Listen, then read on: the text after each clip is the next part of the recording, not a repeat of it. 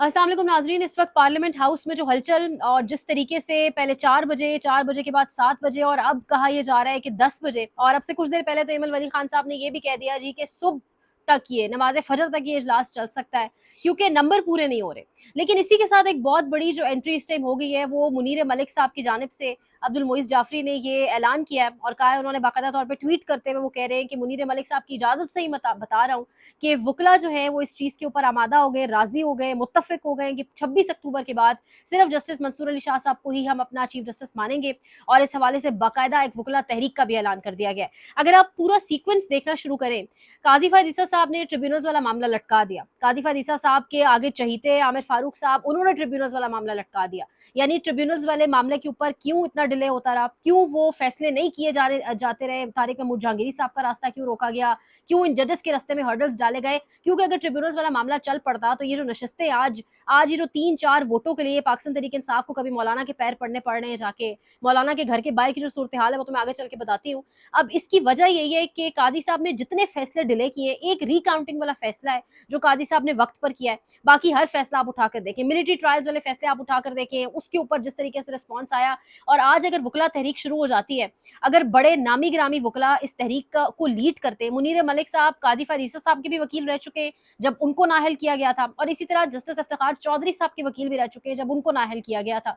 तो इस किस्म के जब नामी गिरामी वकला अगर किसी तहरीक का ऐलान करते हैं तो पाकिस्तान तहरीक इंसाफ के साथ हम सब जानते हैं कि 80 से 90% वकला जो है यंग वकला, वो उनके साथ एसोसिएटेड है। डेफिनेटली फिर वो भी इस तहरीक का हिस्सा होंगे। लेकिन एक पूरी सिनेरियो आप इमेजिन करें कि हसन न्याजी, उसका इस वकला तहरीक में ना होना या इस वकला तहरीक से एब्सेंट होना, यानी हर चीज़ के पीछे ना काजी साहब का एक मकसद था। और ये वैसे ही नहीं, नजम सेठी साहब ने कह दिया, जो यार हैं, बड़े करीबी दोस्त हैं नवाज शरीफ साहब के, कि बाकायदा तौर पे पैगाम भेजा गया एस्टैब्लिशमेंट की जानिब से कि हर सूरत ये तरमीम मंजूर कराएं वरना हुकूमत छोड़ें और घर जाएं। और कुछ बातें तो ये भी की जा रही है ढके छुपे अल्फाज में और मजाक उड़ा के बाकायदा हमारे कुछ टाउट्स की जानिब से कि बाकायदा तौर पे ये पैगाम दिया गया नून लीग पीपल्स पार्टी को कि जिस तरह हमने पार्लियामेंट के अंदर घुसे, आपके पार्लियामेंट की हमारे आगे कोई वक़्त नहीं है, इसी तरह हम घुस के आपको भी पार्लियामेंट से बाहर निकालेंगे अगर ये तरमीम आपने ना मंजूर करवाई। यानी पाकिस्तान की हिस्ट्री में, पाकिस्तान की तारीख में एक ऐसी तरमीम, एक ऐसा मुसव्वदा, एक ऐसा डॉक्यूमेंट जो किसी के पास मौजूद नहीं है। यानी जो लोग मनाने जा रहे हैं मौलाना को, अभी कुछ देर पहले ही प्रेस कॉन्फ्रेंस, जब आपके पास ये वीडियो आएगी तो प्रेस कॉन्फ्रेंस हो चुकी होगी मौलाना अब्दुल गफूर हैदरी की, और उन्होंने भी आगाज इसी से किया कि हमारे पास मुसव्वदा मौजूद नहीं है। यानी आप किस बेसिस पे मनाने जा रहे हैं अगले को? वो भेड़ बकरियों की तरह मंडी लग रही है और मंडी में बस ये कहा जा रहा है वोट डाल दो, किसी तरह बस तरमीम मंजूर करा दो, अंदर खाते नहीं पता कि तरमीम के अंदर क्या है।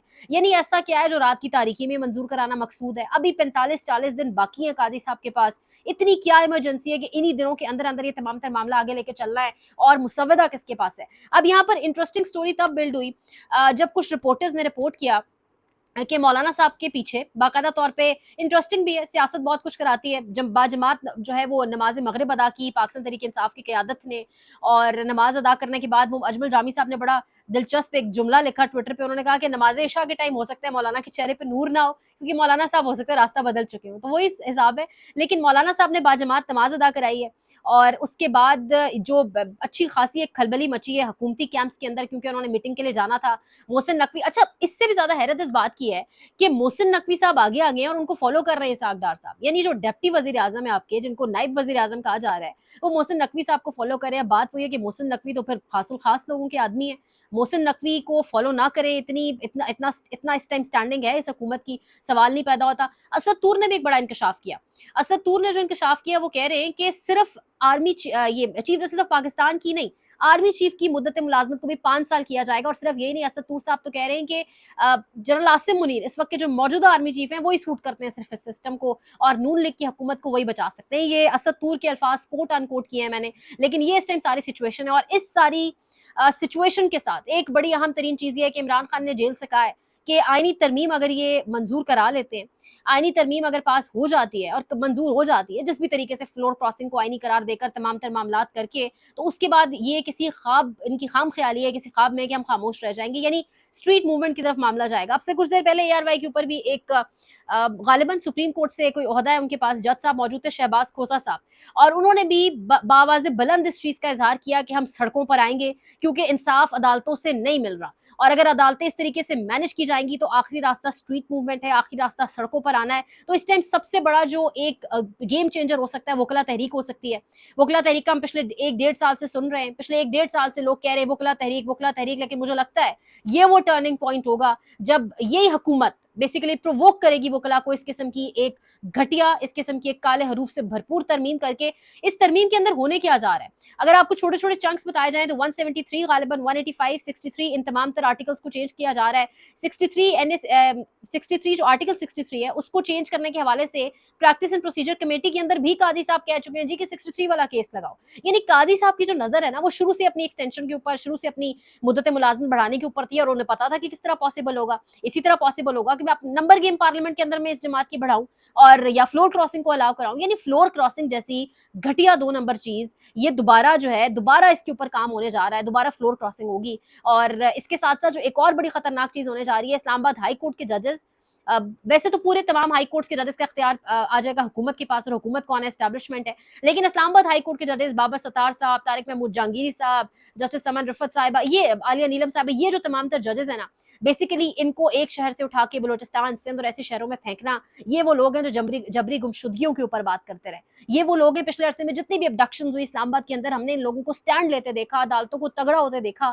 لیکن بیسیکلی اچھا 6 ججز نے جب خط لکھا اسلام آباد ہائی کورٹ کے 6 ججز نے, اور انہوں نے جب اس میں بتایا کہ کس طریقے سے ہمارے عدالتی معاملات میں انٹرونشن ہوتی ہے, کس طریقے سے ہمارے کمروں کے اندر کیمراز فٹ کیے گئے ہیں, کس طریقے سے تمام تر چیزیں مانیٹر ہو رہی ہیں, کسی کے رشتہ دار کو اٹھا کے کرنٹ لگایا جا رہا ہے, تب آپ نے نہیں دیکھا کہ آدھی رات کو یہ پارلیمنٹ کھلی ہو یا کسی طریقے سے پارلیمنٹ بولی ہو, تب آپ نے نہیں دیکھا ہوگا کہ کوئی ترمیم لانے کی کوشش کی جا رہی ہو, تب بالکل چپ چاپ تھے سارے. اور آج یہ اس قسم کے کالے چہرے ہیں. میں اکثر کہتی ہوں کہ ووٹ, میں آپ سے ہر ویلاگ میں کہتی ہوں کہ ووٹ ایک محض آپ کو لگتا ہے ووٹ ہے, لیکن دور رس اس کے بہت نتائج ہیں, بڑے اس کے اثرات ہیں, اور لانگ ٹرم ایفیکٹس اس کے یہی ہیں.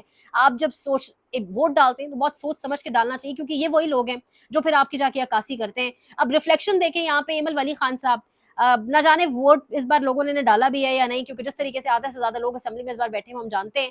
لیکن اب آپ ان کے الفاظ کا چناؤ دیکھیں, وہ کہہ رہے ہیں کہ سپریم کورٹ کوئی نہیں ہوتی جو پارلیمان کے معاملات میں مداخلت کر سکے. تو ان جناب سے سوال یہ پوچھا جائے کہ سپریم کورٹ کوئی نہیں ہوتی جو پارلیمان کے معاملات میں مداخلت کر سکے, کیا نقاب پوش ہوتے ہیں جو پارلیمان کے معاملات میں مداخلت کر سکے؟ اور حیرت اس بات پر ہوتی ہے, نجم سیٹھی اسٹیبلشمنٹ کے یار, نواز شریف کے دوست, اب کہتے ہیں جی کہ اسٹیبلشمنٹ نے کہا ہے کہ ہر صورت آپ نے آئینی ترمیم منظور کرانی ہے. تو پھر یہ کون سی اسٹیبلشمنٹ ہے؟ پھر کس طرح ہمیں D G I S P R آ کے ہر روز بتاتے ہیں کہ ہم غیر سیاسی ہیں, ہم ایک غیر سیاسی ادارہ ہیں, ہمارا سیاست سے کوئی لینا دینا نہیں ہے. دوسری جانب آپ دیکھیں کھلے عام کیا ہو رہا ہے, 3-4 روز پہلے 10 ستمبر کو کیا ہوا, بلیک ڈے کیوں منایا گیا. تو یعنی اس ملک کے اندر یہ جو تمام تر حدود کراس کی جا رہی ہے, پھر ان کا پھر وہی بات ہے زرتاج گل صاحبہ والی کہ شاید عوام کا شب خون مارنا ان کی آنکھوں میں اترا ہوا ہے, اور یہ چاہتے ہیں کہ عوام سڑکوں پر نکلے. اس بیچوں بیچ ایک اور اپڈیٹ یہ بھی ہے, مبارک زیب کے حوالے سے سب کو کنسرنس تھے, لیکن ان کی ملاقات شاید خٹک صاحب سے ہو گئی ہے. انفیکٹ گل ظفر خان نے بھی ان کے حوالے سے کہا جی کہ تمام چیزیں دے دے, صدارت دے دے, جو یہ مانگ رہے دے دے, لیکن عمران خان صاحب کی پارٹی ہے نا چھوڑ کے جائیں. تو وہ معاملہ جو ہے وہ پیچ اپ ہو گیا ہے. جو لوگ اس کے اوپر فائدہ اٹھانا چاہ رہے تھے تو وہ جی ادھر ہی ہیں, وہ کہیں پہ بھی نہیں ہے. لیکن شاید خٹک صاحب یہ کہہ رہے ہیں کہ جو ہمارے ارکان غائب ہیں ان کو ہم پارلیمنٹ کے اندر بازیاب کرائیں گے. تو یہ بڑا انٹرسٹنگ جملہ ہے, مطلب اس کا مطلب ہے پی ٹی آئی کے پاس ہے, پارلیمنٹ جب ترمیم پاس ہو رہی ہوگی تب سامنے آئیں گے. دیکھنا ہوگا. بہرحال عوام کا پریشر بہت ہے, ہلکے سے عوام کا پریشر بہت ہے. جو پوزیشنز چینج کریں گے, جو فلور کراسنگ کریں گے, وہ پھر تاریخ میں کہاں لکھے جائیں گے. راجہ ریاض بھی آج ہم سب کے سامنے ہیں, وہ کے پی سے بھی 1-2 لوگ ہیں, مجھے ابھی نام ان کے بھول گئے. ان سب کی سیاست, ان سب کے میرے خیال سے ان کو شادیوں پہ بھی رضا خان صاحب کہتے تھے ان کو کوئی نہیں بلائے گا, تو وہی حساب کتاب ان کے ساتھ ہوا ہے.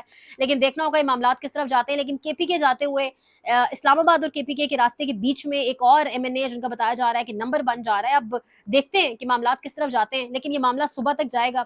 اور کیونکہ کام ایسے ہیں, جب کام 2 نمبر ہو, جب کام غیر قانونی ہو, غیر آئینی ہو, تو اس ویسے بھی اس رجیم نے پی ڈی ایم 1 سے لے کے پی ڈی ایم 2 تک آپ جائیں, جتنے بھی کام ہوئے 8 فروری کے بعد آپ 8 فروری کے نتائج کی رد و بدل دیکھیں, جتنے بھی کام ہوئے ہیں نا, وہ ان ٹاؤٹس نے, ان کھلونوں نے اور ان کے اعلیٰ کاروں نے کیے بھی رات کی تاریکی میں, کیونکہ کام ہی ایسے ہیں جو دن کی روشنی میں نہیں ہو سکتے. مزید انشاءاللہ آپ کو اپڈیٹ کریں گے. لائک شیئر سبسکرائب, خیال رکھیں. اللہ نگہبان.